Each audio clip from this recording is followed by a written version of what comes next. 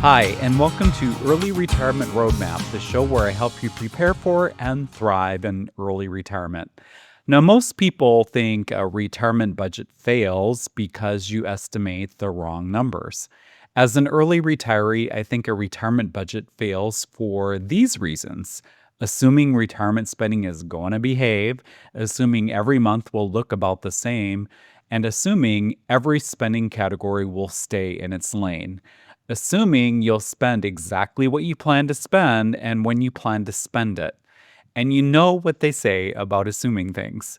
And after retiring at 55 in December of 2024, and I'm now in my second year of retirement, I can tell you this with certainty. Retirement spending does not always behave like you expected. But here's the good news: that doesn't mean your budget is useless. In fact, my retirement budget has worked pretty well. Not because I predicted everything perfectly, I absolutely did not, but because I built my budget expecting real life to show up and mess with it. And that is the part I think people planning what their retirement budget might look like miss. So, in this episode, I'm going to share the 7 retirement budget rules that have actually worked for me since retiring at 55. And no, I'm not going to share my exact budget numbers because that's personal. And also because I have friends and families that listen to this podcast, and I don't need Uncle whoever or friends or you even judging what I'm spending on my different budget line items. And my actual numbers aren't the point. The principles are the point and what are important. And because whether your budget is bigger than mine, smaller than mine, or completely different from mine, doesn't matter, as these are the rules that have made my retirement budget feel realistic, flexible, and livable, and I think will benefit you to hear too. And the last one may be the most important because even when the math works, your brain may still need time to believe it. Before we get into it, please remember that this podcast is for educational purposes only and is not personalized financial, tax, or legal advice. Okay, rule number 1: build your retirement budget from your real life, not your fantasy life. Before I retired, I already knew what we spent each month. This is because for many years, up to and leading to retirement, I had a household budget for our spending and savings. So I already had a very good idea of what our life actually cost. And this helped and mattered a lot. Because when you're planning for retirement, it is very easy to create a fantasy version of yourself. Fantasy retired you travels exactly the right amount, never impulse buys anything, never has a broken appliance, unexpected medical bill, never pays for something dumb, and lives in a house where nothing leaks, breaks, clogs, cracks, or makes a suspicious noise at 2 in the morning. Well, that person doesn't exist, at least not in my house. So I did not start with some generic rule that says retirees spend 70 or 80% of what they used to spend. I started with what we actually spent before retirement because our lifestyle didn't change that much when I retired. We still live in the same house. We still have the same basic habits. We still cook at home a lot. We still spend money on the things we care about and avoid spending on things we don't. The fact that I was already tracking our spending was a big advantage because my retirement budget was not built from guesses. It was built from years of knowing what our life already cost. And that is my first rule. Before you retire, don't just ask, how much will retirement cost? Ask, what does my life already cost and what will actually change? That one shift makes the budget much more useful. Rule number 2: separate what stays the same from what obviously changes. For us, most of our lifestyle stayed pretty similar after I retired. But 3 things clearly changed: health insurance, travel, and my garden expenses all went up. Health insurance is a big one for anyone retiring before Medicare like me. When you leave work before 65, you don't just lose a paycheck, you also lose employer health insurance. And that is not a small detail. That is a major line item and can be a major expense. The good news is you do not have to guess blindly. You can go to healthcare.gov if you're going to be on ACA health insurance and get a pretty good estimate of what coverage may cost depending on your situation, your income, your age, your household size, and where you live. You also need to think beyond the premium. There are deductibles, out of pocket costs, prescription costs, all the fun of healthcare in America. So for me, health insurance was not a surprise category. I knew it would be expensive, but I planned for it. Travel was also something I knew would increase. That is part of the point of retiring early for us. We want to do more while we still have the energy, health, and desire to do it. I retired in December of 2024, and right after the holidays, we took a 7 night Caribbean cruise to celebrate at the beginning of January. This year, we've already made a fun trip to New York City. We're visiting family in Wisconsin later this month, and this fall, for our 25th wedding anniversary, we're planning an even bigger trip. A few days in Athens, then a cruise with stops in Montenegro, Corfu, Sicily, Naples, the Amalfi Coast, and Pompeii, ending in Barcelona, where we'll stay a few more days before coming home. This is all part of the retirement we planned for, and my gardening also increased a lot. It's basically tripled in size, which doesn't sound like a lot, but and once you realize that soil costs money, fertilizer costs money, the automatic irrigation system I set up also costs money, containers cost money, and so forth, it all adds up. But gardening brings me a lot of joy in retirement. So I include that in the retirement budget. I see it as money doing what it's supposed to do.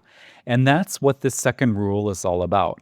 Don't assume retirement spending will automatically be lower. Some things are going to go down, but some things may go up. The trick is knowing which categories are actually going to change. Rule number three, you need to budget for joy on purpose. This one matters a lot more than I expected. A retirement budget should not just be about all the expenses you normally have, like insurance, repairs, property tax, groceries, utility bills, and so forth. It also includes the things that make retirement worth retiring for. For us, that includes travel that I just mentioned, my gardening, and spending time with family. It also includes some choices that may not be perfectly optimized on paper. For example, we lease a car in retirement. Financially, I know there are arguments against that. I understand the math, but we also enjoy having a newer vehicle, and that matters to us. Some people would never spend money that way, and that's fine. My aunt kept the same car for 20 years in retirement. The point is not that everyone should make the same choices I make. The point is that your retirement budget should reflect what you actually value and enjoy. If you build a retirement budget that technically works but removes all the things you were looking forward to, I don't think that's a successful retirement budget. A good budget should have a plan for spending money on things that you enjoy without any guilt. That may be travel, hobbies, your grandkids, a new bike, a workshop, music lessons, whatever. Because expenses that bring joy in retirement is very important, and you deserve to have enjoyment, of course, in retirement after spending decades saving for this phase of life. Rule number four, expect the ugly surprise expense. This is the part where I did not get everything perfect. Last year, in my first year of retirement, our upstairs AC went out and we had to replace an entire condenser unit and coil. That was not exactly on my retirement vision board. Nobody retires and says, you know what would really make this first year special? A large, unexpected AC expense. But there it was. And yes, that category went over budget. But the overall budget still worked. Why? Because retirement spending is flexible. That same year, we did not travel as much as I had originally planned. So even though home repairs were higher than expected, another category came in lower. The important point here is that a budget category going over does not automatically mean the whole plan failed. It just means real life happened, and then you adjust. For this year, I've updated my budget to better account for unexpected home repairs because our house is around 20 years old, and I'm sure there will be other repairs that surprise me. It's just retirement and just real life. Things break, things wear out, things need maintenance, and your house doesn't care that you've retired. So, my fourth rule is simple: build room in the budget for the ugly surprise expenses. Not because you know exactly what will happen, but because you know something will. Rule number five, use flexibility as a retirement superpower. This may be the biggest reason my budget has worked, not because every category is perfect, not because every month is perfect, but because I do not treat one expensive month like the whole budget is doomed. If we overspend in one category, I look at it. I ask why it happened, and then we adjust. Sometimes that means being more careful in that category the next month. Sometimes it means another category naturally comes in lower. Sometimes it just means accepting that the annual budget matters more than any single month. That's one of the reasons I think retirement planning can look scarier than it really is. A spreadsheet assumes you spend in a straight line, but human beings do not spend in a straight line as well. Life doesn't work that way either. You may spend more one month because of travel, less the next month because you're home, more one month because of a repair, less the next month because you're cooking at home more one year because of a big trip, less another year because you stay closer to home. Retirement spending is bumpy, and that's okay. This is also where I think people don't give themselves enough credit. Most of us are more flexible than we realize. If markets are down, you may naturally pull back a little. If a big house expense hits, you may delay another expense. If travel gets expensive, you may take a different kind of trip. So, rule number five is this: don't panic when one category goes over budget. Pay attention, adjust, and keep the big picture in view. Rule number six: you need a solid cash runway to support your budget. For me, having a solid cash runway is one of the biggest sources of peace of mind in retirement. One of my biggest concerns in early retirement is not just whether the market goes down, because the market will go down. That is part of investing. The bigger concern is being forced to sell investments during a bad market because I need cash for spending. That is where sequence of returns risk can really hurt early retirees. So I don't want to have to do that, sell investments in a market downturn to cover expenses.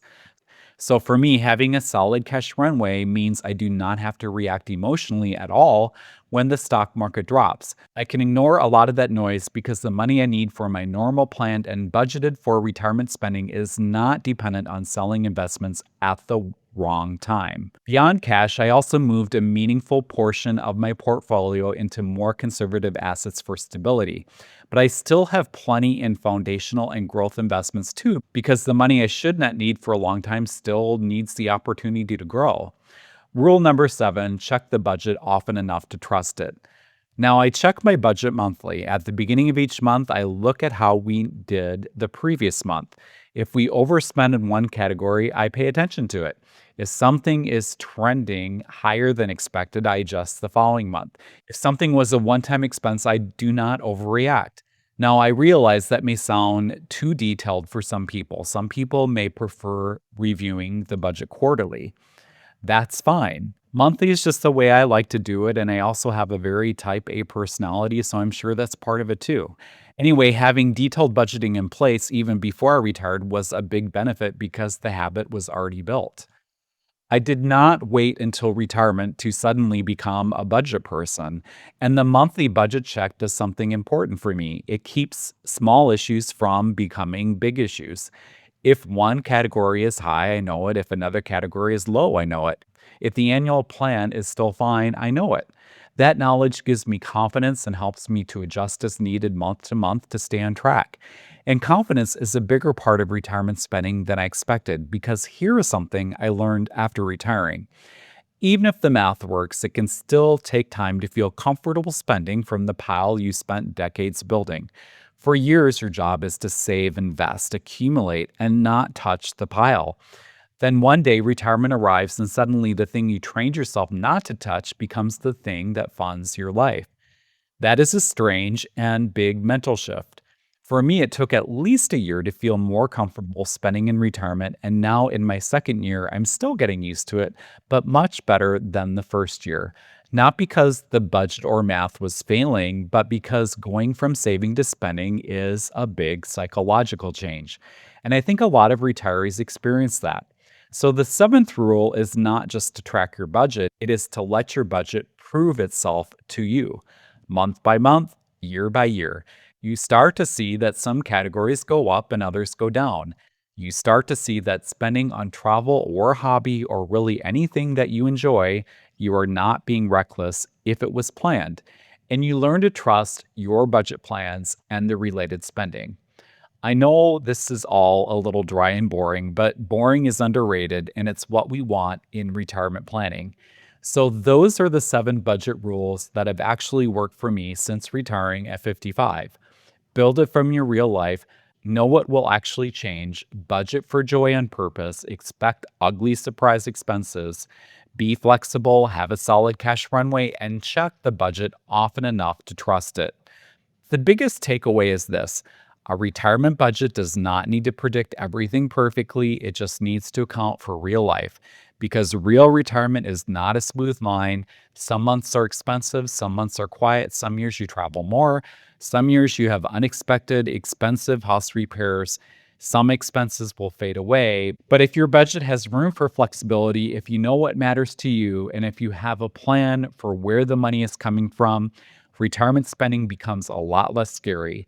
And maybe that is the real goal, not to create the perfect budget, but to create a budget that lets you live the retirement you actually wanted without feeling guilty or worrying about it.